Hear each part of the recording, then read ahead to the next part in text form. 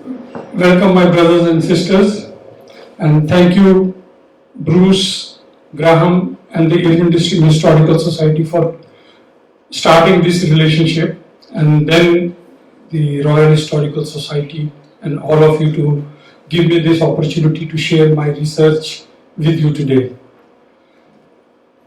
I am not a historian by academic or going through a formal education system. I just about 15 years ago, by chance, found a plaque about Sikh contribution in the development of WA Outback in the Sikh temple in Canning Vale.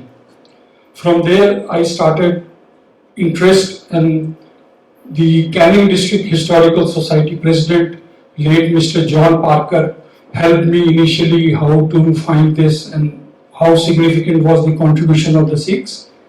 But because we were in such a small number, it was very insignificant.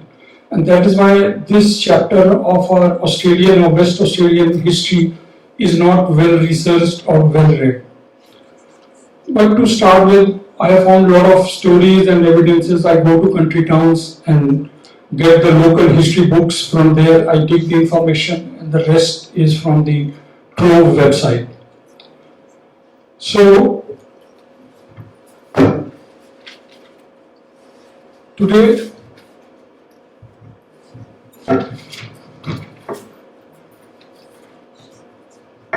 it must be the library. I found this topic very interesting, like waves of change. So now today I'm going to talk about the various different Sikh waves which have come into Western Australia from Punjab. To start with, I would like to share, like many of you who are not aware of like who the Sikhs are, where they came from, and when and how, why did they come to Australia. First, it is the Sikh religion, and the individual member is also called a Sikh. So, Sikh actually means a learner, a seeker of truth. Truth which is beyond time, which is permanent. Sikhs come from India, but undivided India, when there was no Pakistan or Bangladesh, and this is in northwest part of India. The oldest evidence I have found in my research is with the first expedition of Australian Defence Forces overseas before Federation, other than going to New Zealand, was in Africa, in Sudan in 1885. And the Sikhs from the Indian army were also there. And there they met each other, and in one of the books by Rudyard Kipling, he mentions that the Sikhs were a bit like what are these different kind of white man who speaks a different accent and a different dialect and drinks a lot of tea, and they were good horse riders as well. So they were the Australians. All Sikhs carry the lost common name Singh, and all the females called. Singh means literally lion, Kaur means the heir apparent, the next in line to the throne. But see, physically it is like a lion, but it is about the lion-mindedness. We are not like pet animal where you can throw a piece of meat and it will run and try to get it. If the lion is not in the cage or in the zoo, if you throw a piece of meat, it will never respond spontaneously. It will look at the thrower, look at the meat, only if it is hungry, he will decide, but he will analyze the situation, plan for the future, and then take action. The Sikh faith began around 1500 when Guru Nanak, the founder of the Sikh religion, started that faith in Punjab area, which is distinct from Hinduism and Islam. Present day Punjab is divided. When India got independence in 1947, half of it went to Pakistan, half to India. And a lot of these people who came to Dongra and otherwise also came in around 1880s, 1890s. There is one evidence from the Davis family, which is quite a big tribe or a clan now in northern and around that area. Their ancestor was born to a Sikh father in 1880 around Harvey area.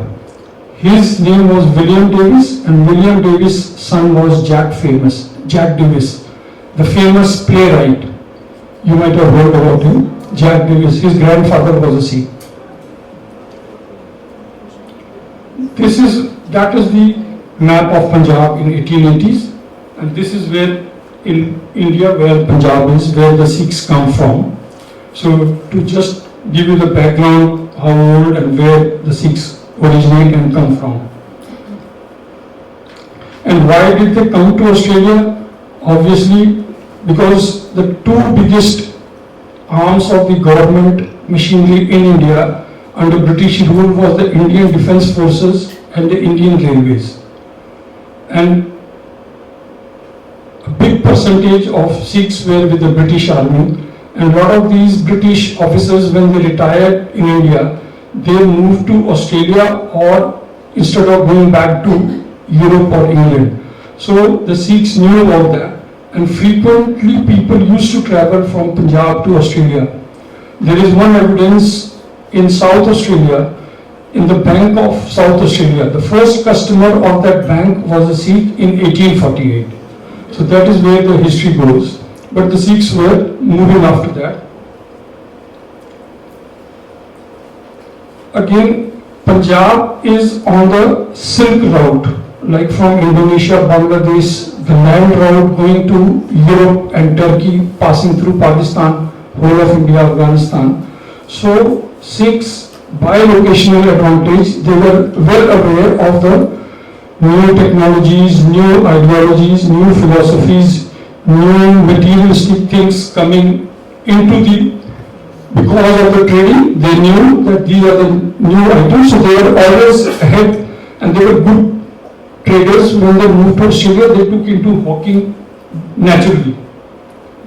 And they used to sell like spices, toys, kitchen stuff, and all that stuff.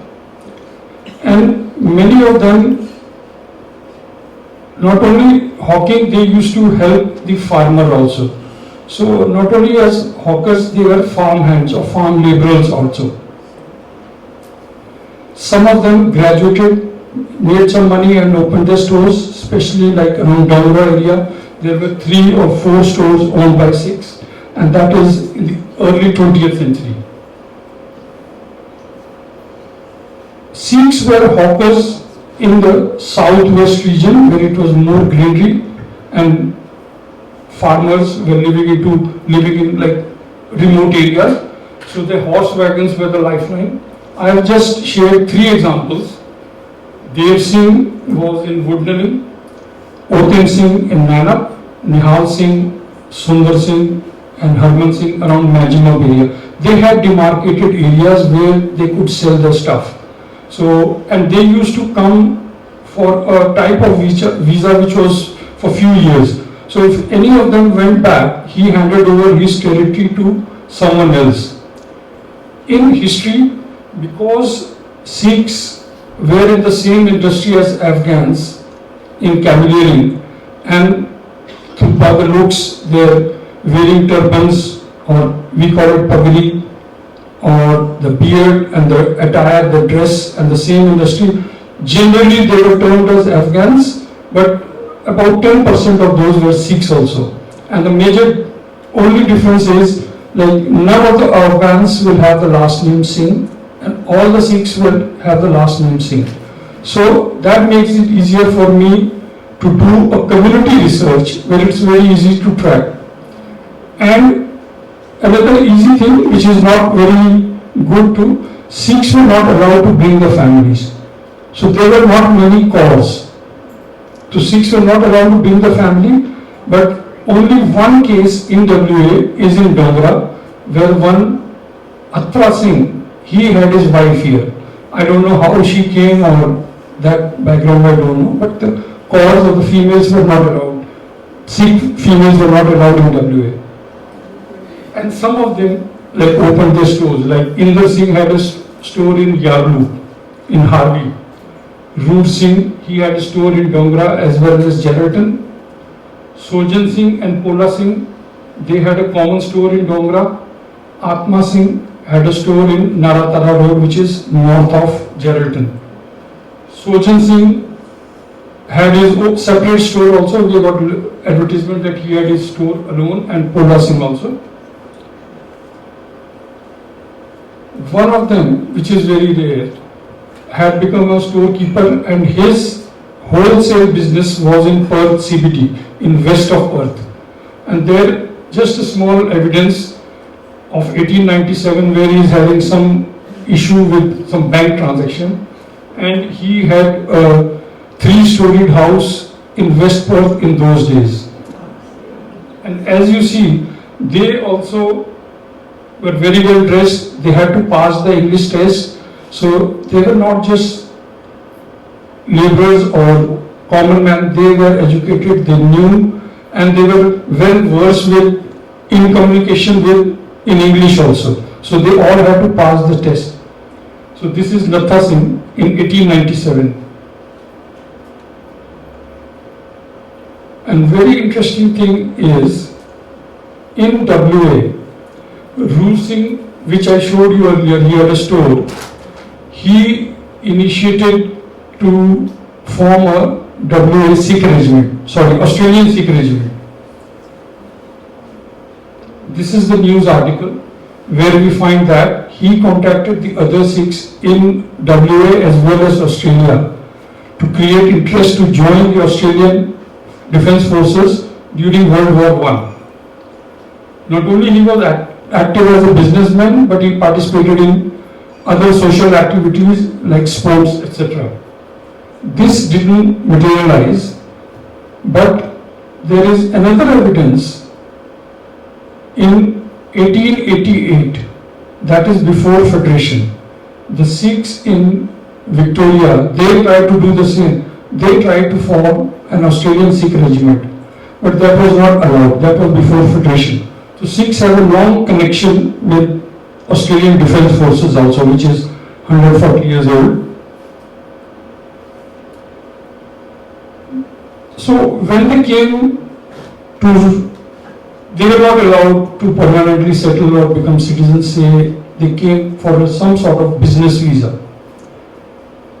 So they made money from camelliering or some contract business and hawking, or they owned some stores. But some of them were very energetic and very active into sports, and they took to wrestling. Like this is Bhuttan Singh.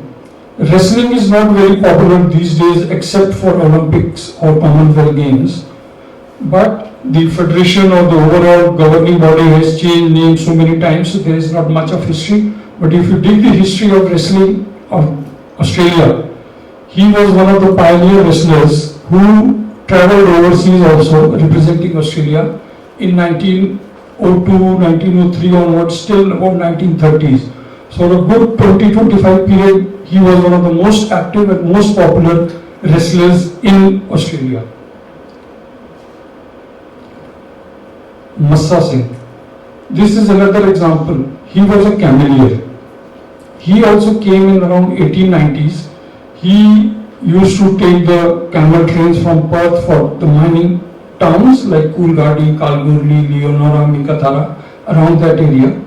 But he also took to wrestling for the weekends. The wrestling style was very different, the rules were different, and the bout ended only when one of the wrestlers gave up, that he accepted defeat. So wrestling matches could start on a Friday and end on a Monday. And sometimes the winner used to challenge someone else from the crowd immediately. And in one of the articles I found that in one incident, he won the prize money around 1900, which was equivalent to almost equal to median price of a 3x2 house nowadays. So just on the weekend, they could make money. So what I meant to say is, yes, they were into contracting business, doing camelliering and all that, but they were socially active also. And this particular man was very active. When there was a recession in the gold mining sector, that was in 1905, this wheat belt region was opened up for the farming by the government. And the reason was because there was a recession and there was a big population in Coolgardie and Kalgoorlie, like there were about 20 hotels and 20 newspapers published in Kalgoorlie or Coolgardie in those days. And there were 2 stock exchanges in Kalgoorlie. So that was the booming period. And when there was a recession, they opened this wheat belt region. And to promote this agriculture, the government brought new schemes. They opened the laws for immigration. They built up new railway construction lines. A new fertilizer called superphosphate was introduced. And some new breeds of livestock and machinery was also introduced. And all these Sikhs mostly were from the rural background. They could take to farming very easily. And I think they had made some money due to camelliering. So they started buying lands and they settled mainly in the wheat belt area, but other area also as farmers. Like these are some examples. Like Spoon Singh was a farmer from Tamil area. Gudit Singh was a farmer from Kandadin area. There is still a certain farm which still, it has changed hand over the years. It is still known as Gudit's farms. But I haven't found any descendants of these because either they died or around 1940s they moved back to India. And Chhara Singh, he had 2,000 acres of land in 1907, but again when he went back he had to sell his land. So there is no continuity in the Sikh heritage in WA, unlike eastern states. In Melbourne and Brisbane, you can still find 4th or 5th generation Sikh in that area. 2 minutes, Tarun. Yeah. These are a couple of other evidences, and the source I gathered this information from, like Ram Singh was also a farmer from Tamil area. He died around 1940, and when all these farm equipment were sold, so that is where we find, because there is no clear detail, there is a lot of hard work to get all this information and bring those jigsaw puzzles together and present in some form of a story to audience like you. This Mohan Singh was a hawker also. He was in Balbaram, Manjima area. He was an orchardist. But if you look at it, there's a news article that not only as a farmer, he was also a hawker. He used to sell his stuff in the countrysides, but he used to cook his own food. And the chapati or the wheat flour bread we Indians make was called Johnny Cakes.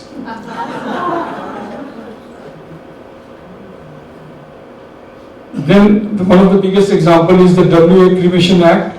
The Sikhs, in our custom and tradition, we do not bury the dead ones, we cremate, but there was no law.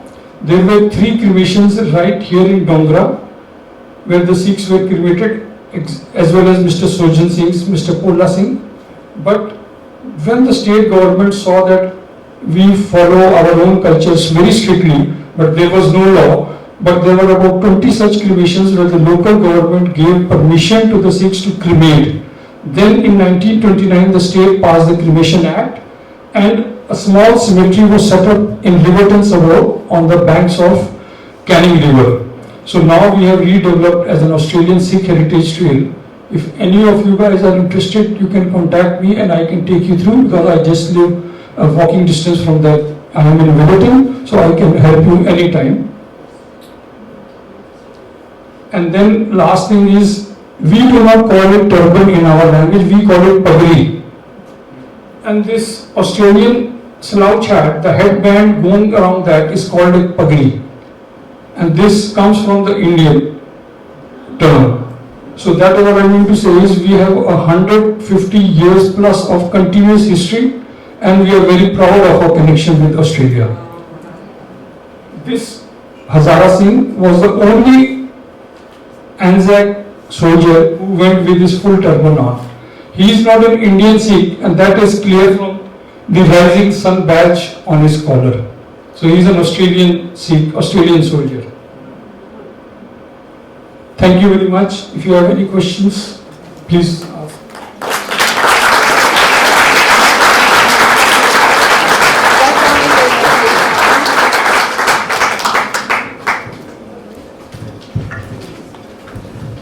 Anybody else got a question too? Did the Sikhs marry a lot of Australian women at the time? No, Or no? only few cases. The question was, did you hear it? Did the Sikhs marry many Australian women at the time? There are only few cases, and most of them were in Dongra. Or sometimes they had relationships and their descendants are there. I have found only 2 so far, but marriages only in Dongra.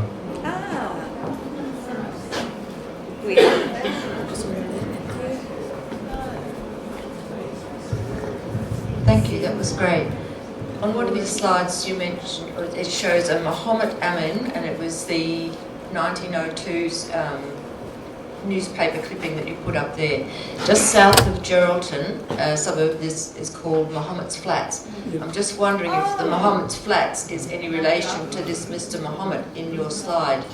Could be most probably. Oh, I've done that. There we go. Yes, most probably, because there are descendants of Muhammad, and I met them a couple of months ago in the state library, and yes, they are aware of that, but they were Muslims, they were not Sikhs. So in that... That's okay.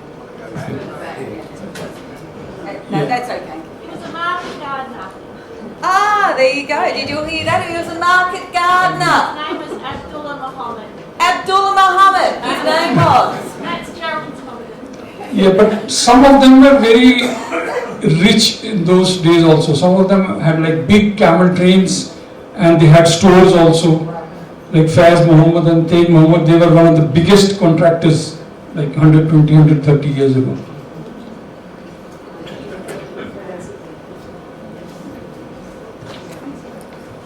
Fantastic. Thank you all.